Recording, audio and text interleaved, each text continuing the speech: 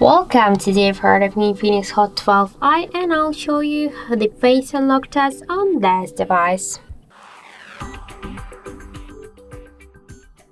So I just set up my face recognition a couple of minutes ago, and now I'll try to unlock the device with my face, and we'll see how fast this feature is and that it works.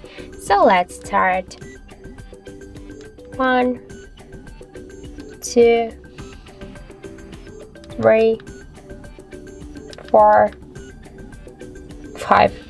So as we can see, the face unlock feature works here so fast and correct. We can unlock the device just less than in 1 second. I just suggest you to try this unlock method, but don't forget that the face unlock is less secure than the passcodes or pin codes unlock methods.